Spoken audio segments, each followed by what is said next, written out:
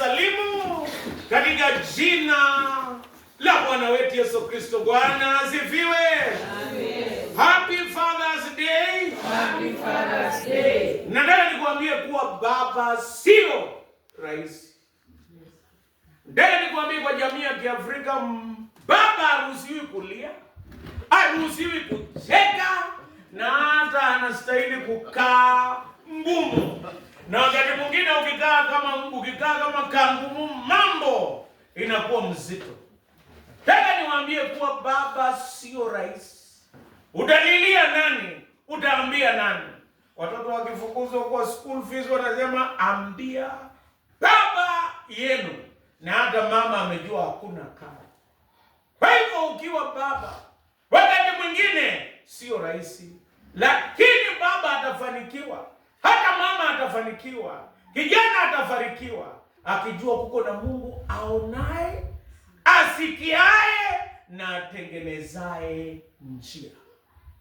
Nataka niwaambie, siku moja nilienda kusoma Uganda. Kenya nilisoma diploma. Ikanibidi niende nisome degree Uganda.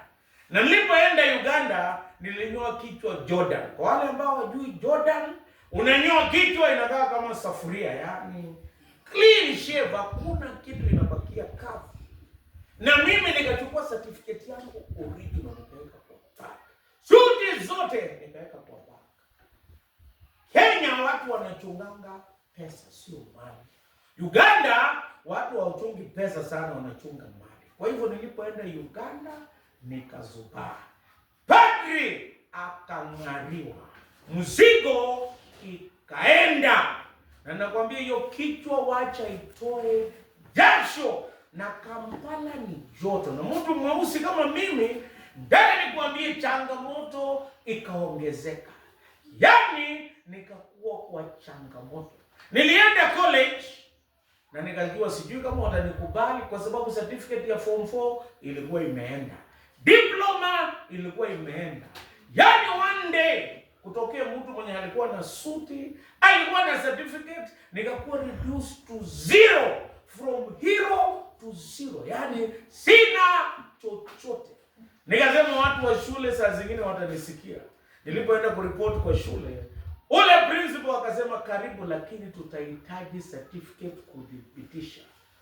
We trust but we confirm. Sisi tunakuamini, lakini lazima tudhibitishe stakabadhi. Kesho yake nikaenda kwa polisi. Polisi wa Uganda wanavaa gumboots siku hiyo. Hata mimi nikapiga hesabu, hii watu wa gumboots wanaweza pata certificate yangu kweli.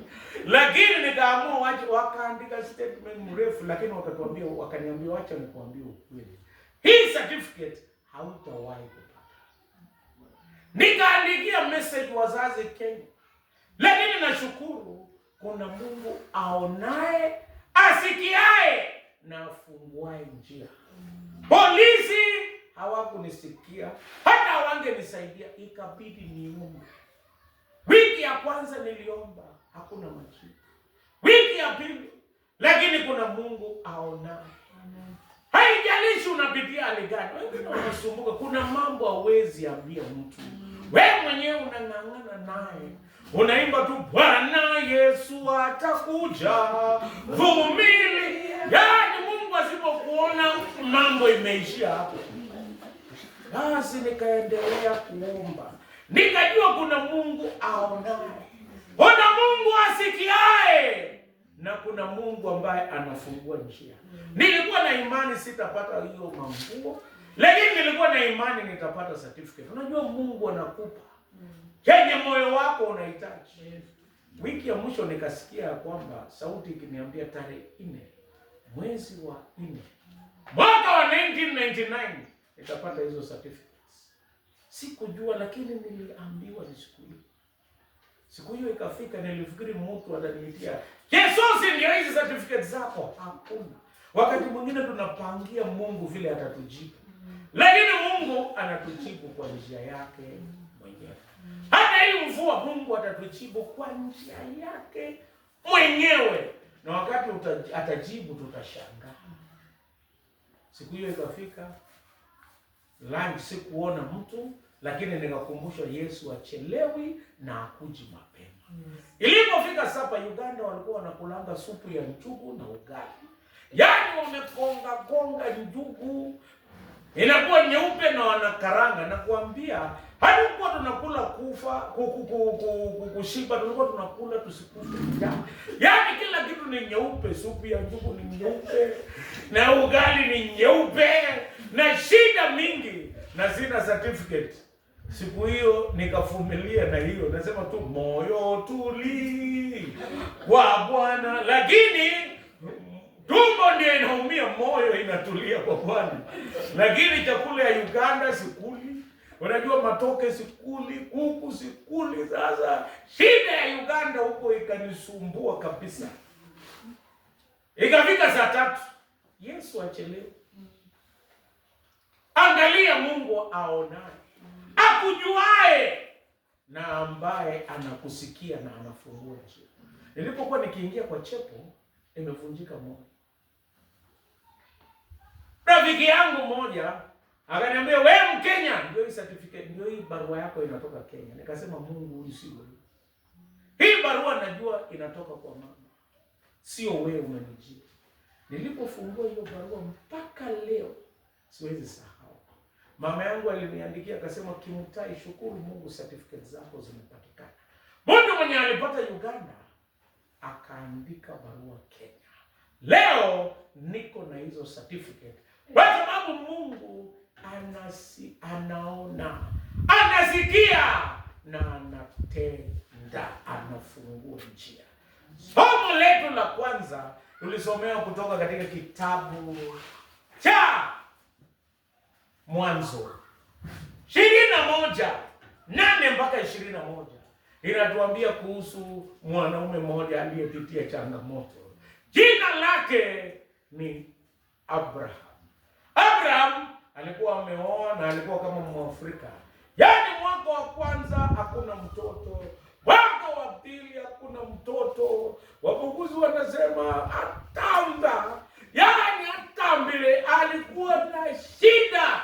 Yenye Wapokoto naita zide nyaril. Kama hakuna mtoto.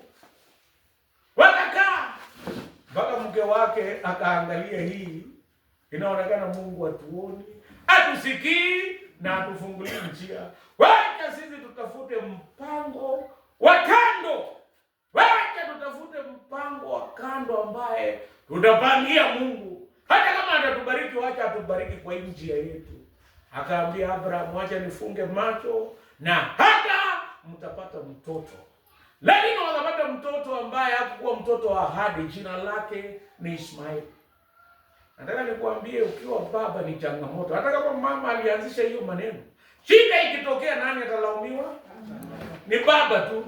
Na hakuna kitu kingine utafanya, utavumilia tu. Mwanaume ni kuvumilia. Abrahamu mke wake ndio alimletea hii maneno.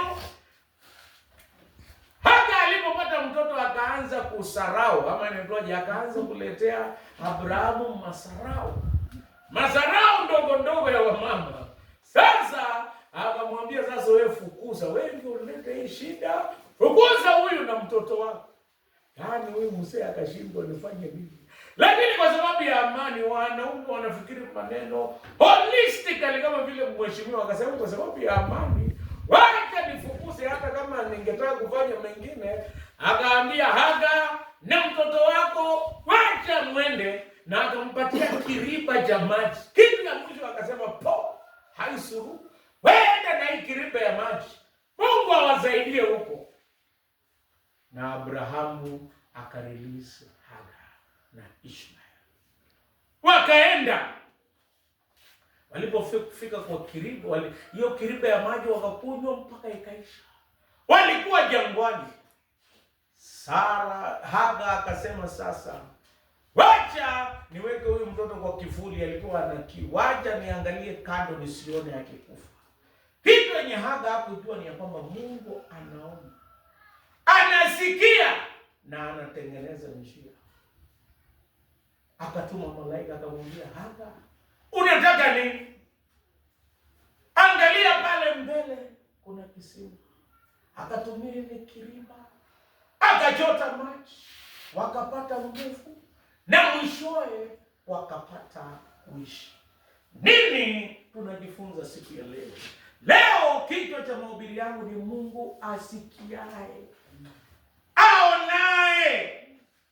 Mungu aonaye, asikiaye na kufungua njia. Kitu cha kwanza ambacho tunajifunza, mipango ya wanadamu hulete matokeo ya maumivu. Walipotaka kusaidia Mungu, kila kitu tunapotaka kusaidia Mungu, tunapotaka kutimiza chochote na nguvu yetu na uwezo wetu, inaleta maumivu, mateso na hata wakati mwingine majuto. Mpango wa Haga, mpango wa kando na ya Mungu, inaleta maumivu siku zote. Hebu angalia watu wote. Wanasema siku moja kulikuwa na padri mmoja, anatoka upande ile mwingine. Yeye walikuwa wameban 1984 kusafirisha mahindi, na yeye alikuwa amepatiwa mahindi na watu wa parokia.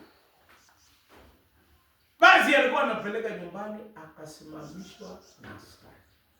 Akaulizwa, padri, mbona umebeba mahindi? Akasema, munisamee, niko na matanga. Na hakukuwa na matanga. Aliporudi nyumbani, mtoto wake mmoja akafariki. Mpango wa wanadamu, ingawa inaonekana mzuri, lakini inaleta maumivu. Abraham alifikiri anasaidia Mungu, lakini akaleta Ishmael. Mpaka sasa tuko na changa. Vita inatokea, hata bei ya mafuta. Changamoto inatokea wakati unafuata mpango wa wanadamu. Wakati mwingine kulikuwa na mzee mmoja pia, Mungu alimbariki na wasichana 9. Mke akawa mjamzito, mtoto wa 10. Na yeye akasema, sasa Mungu, sikungojei tena, mimi nataka kijana, na kwa sasa itanibidi nioe mke mwingine. Akaoa mke mwingine, hata akawa mjamzito. Wote wawili wakazaa vijana. Hoi jamaa akauma kidole, akasema, Mungu, ningekungojea. Wewe unasikia, lakini mimi nilikimbia mbele yake. Huyo mama alimsumbua ule wa pili, mpaka mwishowe akamuuzia shamba, na mzee ilibidi arudi na paper bag nyumbani. Akasema mpango ya wanadamu iko na maumivu. Na hata kuna wengine wamejitoa kitanzi kwa sababu ya kufuata mpango wa wanadamu. Iko wengine wanakuambia wewe uko na hiyo shida, kuko na mpango wa mganga Kamkuywa. Iko mwingine anachanja watu upande hiyo, na wengine wanapeleka kuku, na jamaa anafieka kuku na pesa yako. Unarudi hapa na shida, ukikanyaga miguu mpaka hapa. Kila mpango wa wanadamu iko na maumivu. Ninaomba ya kwamba ujue ya kwamba usisikie na usifuate mpango wa wanadamu. Kuna Mungu asikiaye, aonaye na anafungua njia. Jambo la pili, ukiwa jangwani unaweza fikiri Mungu amekuacha. Huyu Haga, nataka niwaambie kwa mpango wa Mungu, mpango wa Abraham alikuwa anapatia kijana yake kiriba, lakini hata binadamu wakitusaidia ni kwa muda tu. Hiyo kiriba ya maji ikakwisha. Lakini penye ya Mungu ya mwanadamu inakuishia, ndio Mungu anaanza. Mungu akaleta kisima na maji ikawa ya kutosha. Dada niseme penye wanadamu inakuishia, ndio Mungu anaanza. Jambo la pili nasema, ukiwa kule jangwani usifikiri Mungu amekuacha. Wakati mwingine kuna wengine wako jangwani katika ndoa yao, kwa maisha, kutafuta kazi, hata katika ndoa. Wakati mwingine watu wako jangwani. Kuna watu wengine hawazungumzi. Ukiwa kijana, kuna wale wako jangwani wanaona mimi nimesaulika. Na wakati mwingine unajifananisha na wengine. You compare yourself with others. Nataka niwaambie kuna wanafunzi walifanya mtihani, na mwingine alikuwa anaangukanga kila siku Baba akasema nitakaa karibu na namba 1 copy. Na siku hiyo swali ilikuwa inasema kila mtu aelezee maisha yake. Na yeye akakopi mpaka jina, akakopi na kila kitu, na akaanguka bado mtihani. Nataka niwaambie Mungu ako na mpango wa kila mtu, na kwa wakati wake atakuondoa jangwani. Huyu ambaye alikuwa anaitwa Hagar, yeye alikuwa jangwani, amefukuzwa, mtoto wake amekataliwa, lakini Mungu hakuwa amemkataa. Kuna wengine wamekataliwa, watu wengine wanajihisi ya kwamba hawastahili. Ukiwa jangwani haimaanishi Mungu amekuacha. Kulikuwa na mama mmoja alikuwa anasema bwana yake alikuwa mcheuri sana. Na siku moja akampatia shilingi 10,000. Wewe niwekee, wewe ni mama ya kanisa niwekee. Lakini yeye alikuwa na mpango ya kwamba aibe hiyo pesa na akuje alete vita. Wacha niende nikunywe, nikuje nimalizie hasira. Wakati mwingine kumbe kukunywa mtu anajua chenye anafanya. Ni ile tu anatafuta steam morale ya kukuja kufanya na kusema maneno yenye hakutaka kusema. Ukiangalia watu wanaongea wakiwa wamelewa, si ati amesahau hiyo maneno, sasa ndio ampata nguvu. Kwa hivyo akalijua huyu mama ataweka chini ya pilo. Akaangalia mama akitoka, akachukua hiyo pesa akaweka kwa longi. Kumbe longi imetoboka. Na alipokuwa akiruka kwa kidimbu ya maji, pesa ikaanguka ndani. Na samaki moja ilikuwa ikamezwa. Kuna vijana walikuwa wanavua samaki kwenda kuuza, wakavua hata hiyo. Wakaenda. Walipofika kwa huyo mama, akasema mama, unauza samaki? Akasema huyu mzee wangu hata kama ananikimbiza, ananipitisha kwa mchujo, mimi nataka nimtengenezee samaki leo. Sema wacha ninunue 3. Mama akanunua samaki 3. Na alipokuwa akitengeneza samaki kwa moja, akaangalia kuna kitu tofauti.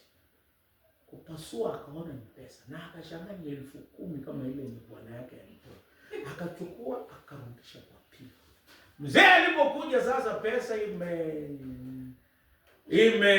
imepotea. Huko amenyimwa pombe, alipatiwa deni, na ninakwambia alikuwa ameanguka from the frying pan to the fire. Alikuwa amechemuka ya kutosha. Hao wengine wanajifanyanga ni watu wa kanisa, lakini ni wezi. Pesa yangu mimi nataka leo. Na mimi sicheki na watu, wanacheka tu na mbuzi na wanyama wengine, lakini kwa hii nyumba sicheki na watu. Leo ni Father's Day, sicheki na watu. Mama akamwambia mzee, hata nimekutengenezea leo samaki. Si ukuje ukule leo. Mimi najua unataka kunidanganya na samaki. Pesa yangu kwanza.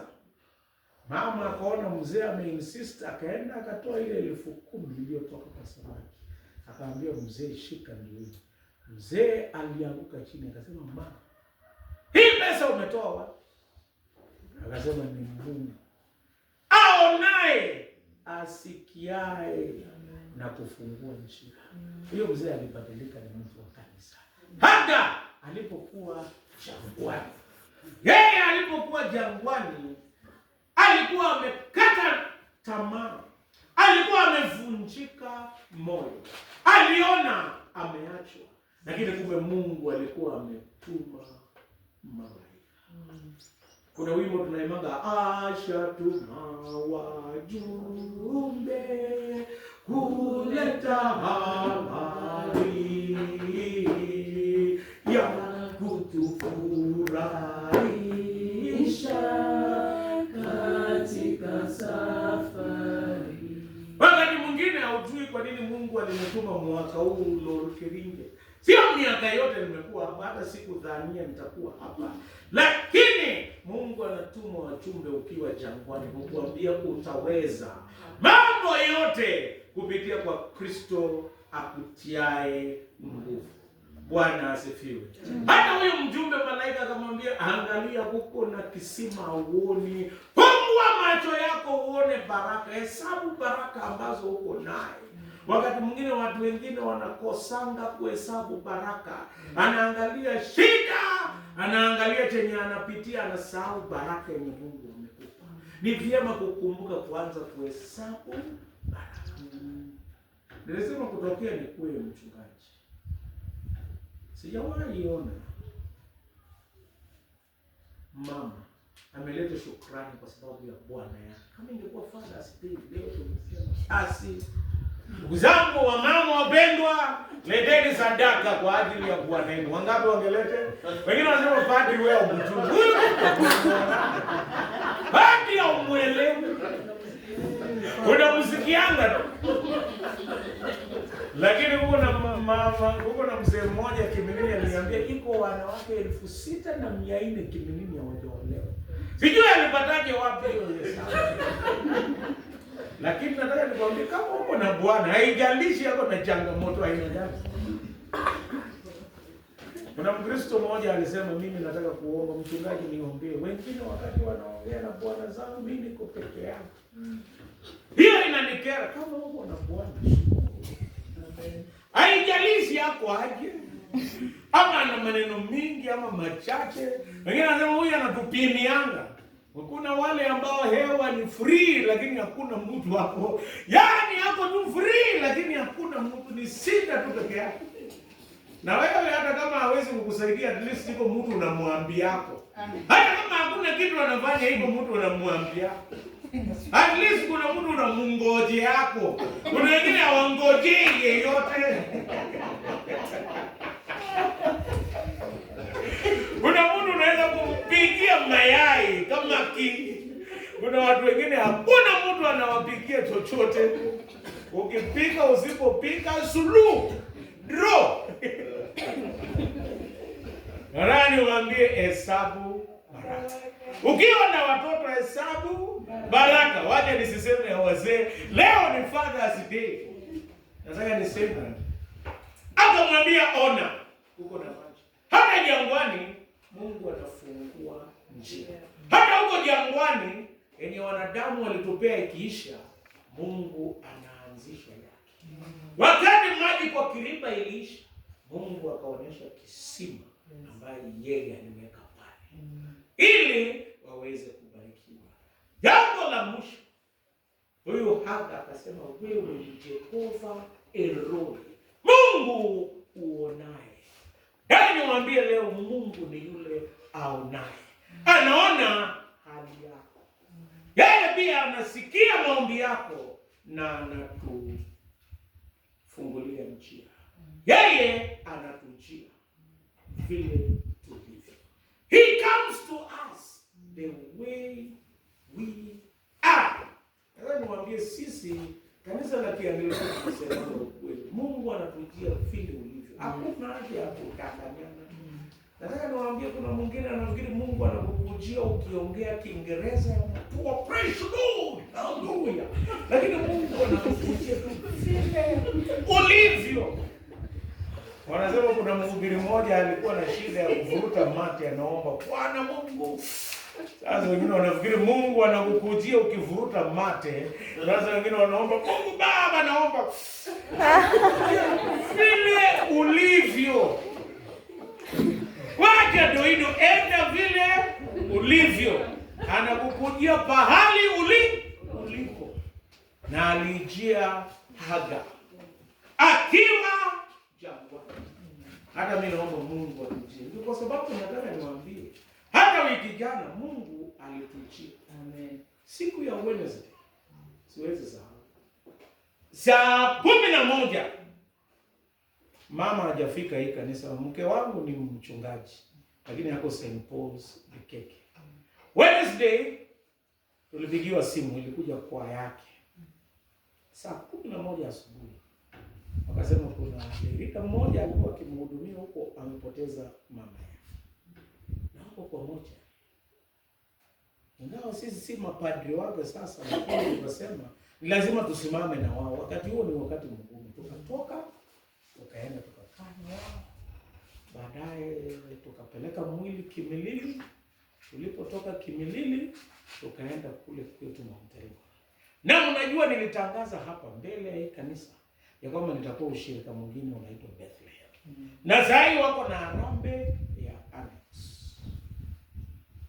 Nilipokuwa huko ilikuwa karibu naenda saa 8. Mimi nilipiga hesabu kwa mfuko wangu, nilikuwa na shilingi 250.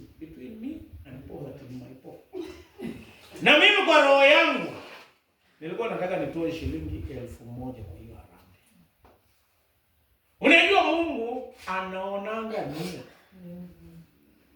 Na unajua ukikaa ngumu wakati mwingine ukiwa mkono birika, Mungu naye hakubariki.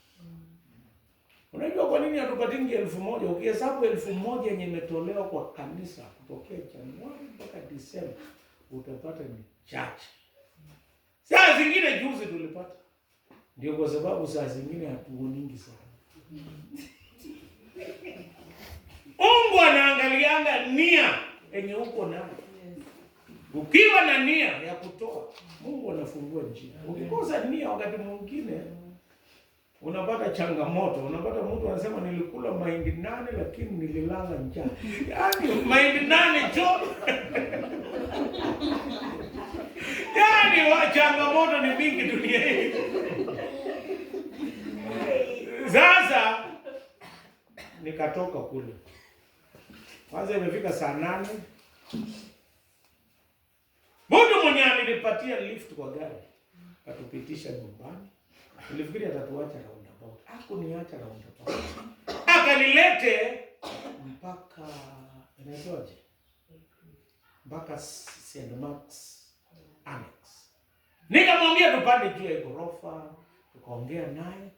Alipokuwa akiondoka akasema, mchungaji, wacha nikubariki na shilingi 1,000. Majaribu ikakuwa karibu nianze kuhesabu shida zangu. Lakini niliomba hii pesa si nitumie. Mungu anaona nia, na ukibadilisha nia kama Ananias na Safira, changamoto inaweza tokea. Ninasema kama tuliamua siku ile chenye tunapata tunapeleka pahali, peleka huko utapata baraka. Ukigeuza changamoto inaongezeka. Nikaangalia hii 1,000. Sitapeleka pengine. Nikapata bodaboda ya kunipeleka mpaka kwa ushirika. Nikalipa shilingi 150. 100. Nikabakia na 150. Nikasema hata nikikosa nitatafuta njia kwenda nyumbani. Nilipofika kwa ushirika niliomba tu mtu utanitolea hiyo 1,000. Nikalipa, nikatoa hiyo 1,000.